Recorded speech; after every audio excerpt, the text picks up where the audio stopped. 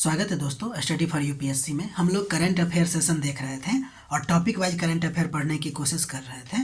तो places in news जो है उसके बारे में आज हम देखेंगे, जो कि फरवरी 2025 का है। ठीक है, हम लोग जनवरी का देख चुके हैं, लगभग उसका 3 से 4 वीडियो बना है।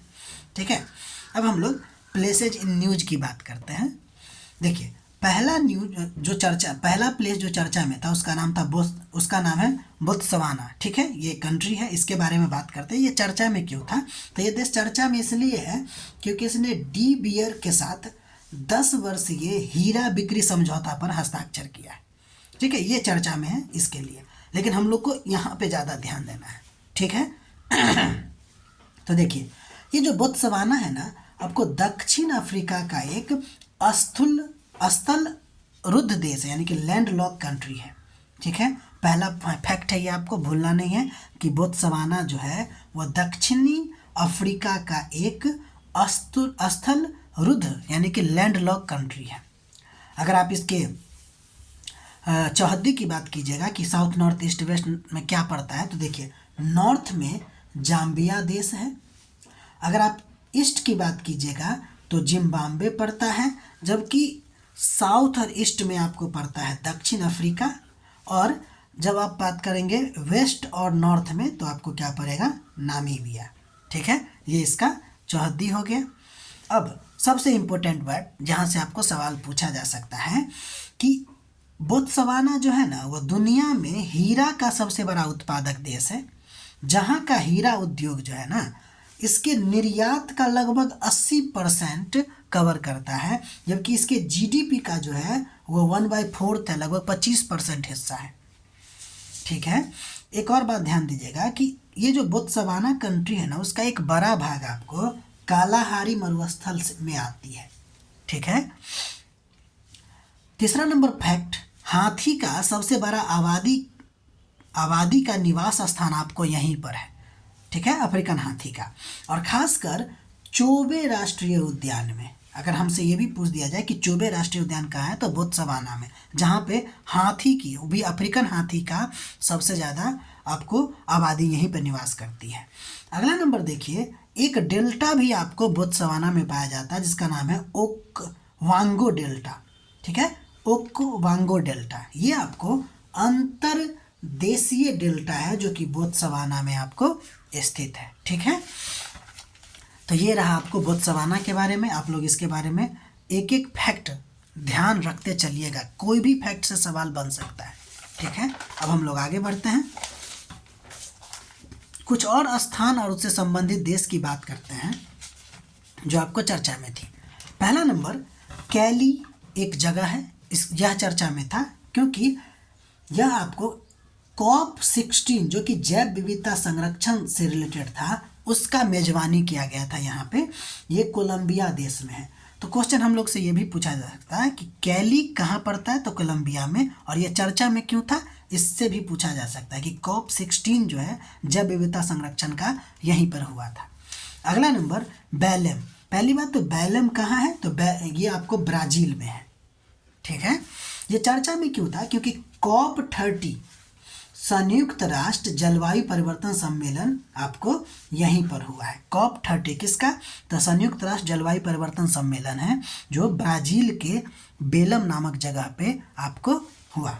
ठीक है, COP30।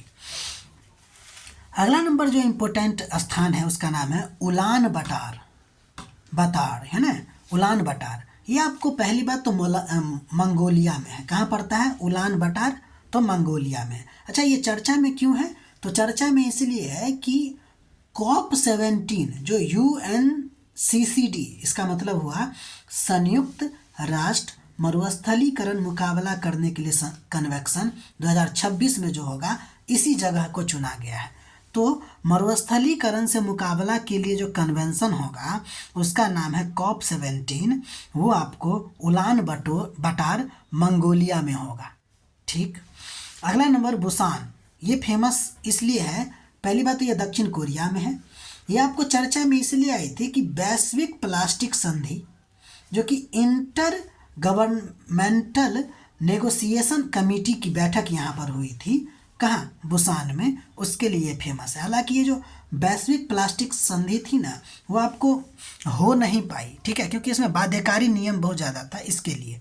तो बुसान अगर पूछेगा तो दक्षिण कोरिया में है, ठीक है। ये हो गया। हम लोग आगे बढ़ते हैं, आप लोग इसको लिखते चलिएगा, ठीक है। अगला नंबर जो शब्द चर्चा में थे या फिर जगह चर्चा में था, उसका नाम था टोकिन की खाड़ी। पहली बात तो ये देखिए चर्चा में क्यों था, तो हुआ ये कि वियतनाम जो है ना, इस खाड़ी पर अपना क्षेत्रीय दावा पेश करने वाला मैप जारी कर दिया, और फिर चीन भी क्या कर दिया, उसके बाद लाइव फायर सैन्य अभ्यास यहाँ पे शुरू कर दिया। इसलिए टोकिन की खाड़ी जो है आपको चर्चा में आ गई। इससे रिलेटेड 3 इंपॉर्टेंट बात, एकदम छपने वाला बात है। तो पहली बात तो ये पूछेगा कि टोकिन की खाड़ी किसके बीच पड़ती है, तो चीन और वियतनाम के बीच, ठीक। दूसरा, यह दक्षिण चीन सागर का हिस्सा है।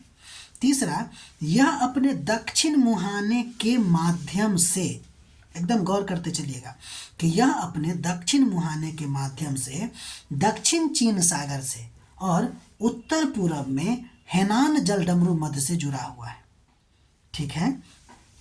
यानी कि इसका दक्षिणी मुहाना आपको दक्षिण चीन सागर है, और ये जो उत्तर पूर्वी मुहाना है वहाँ पे आपको क्या पड़ता है, तो हेनान जलडमरू मध्य पड़ता है, ठीक है।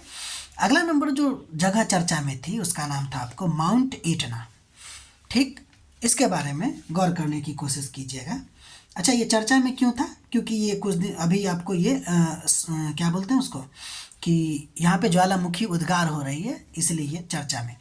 देखिए माउंट एटना की अगर बात कीजिएगा तो पहली बात कि यह यूरोप का सबसे ऊंचा और सबसे सक्रिय ज्वालामुखी में से एक है, ठीक।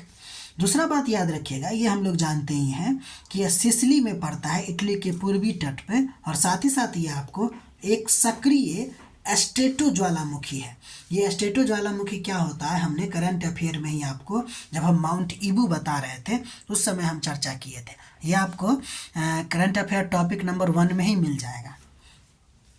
अगला नंबर इम्पोर्टेंट है माउंट एटना से रिलेटेड, कि यह जो है ना आपको अफ्रीका और यूरेशियन प्लेट के बीच की जो अभिसरण सीमा है ना, उस पे आपको आती है। अभिसरण सीमा का मतलब होता है एक दूसरे के नज़दीक आना। एक और इम्पोर्टेंट बात है माउंट एटना के बारे में कि यह आपको यूनेस्को का विश्व धरोहर स्थल भी है। तो ये जो 3 फैक्ट है ना, एकदम याद रखना है कि यूरोप का सबसे ऊंचा और सक्रिय ज्वालामुखी है। दूसरा कि अफ्रीका और यूरेशियन प्लेटों के अभिसारी सीमा पर है ये, और यह यूनेस्को का एक विश्व धरोहर स्थल भी है। अगला नंबर इम्पोर्टेंट है, आप HW के तौर पर रख लीजिएगा कि माउंट किलिमंजारो, माउंट फूजी और माउंट नियारागोंगो, ठीक है। इसके बारे में आप लोग तैयार करके रखिएगा कि ये कहाँ पड़ता है, ठीक है। अब हम लोग अगला चीज़ बढ़ते हैं। अगला इम्पोर्टेंट जो जगह चर्चा में थी वो था आपको पमियरा, या इसको कहेंगे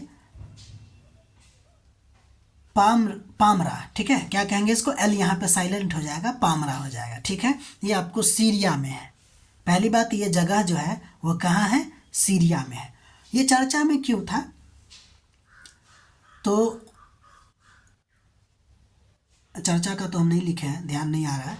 ये जो पामरा है ना, ये आपको पहली बात देख लीजिए कि ये सीरिया में है, और यह आपको यूनेस्को विश्व धरोहर स्थलों में से एक है। पहला इंपॉर्टेंट बात यह हो गया कि यह यूनेस्को विश्व धरोहर स्थलों में से एक है।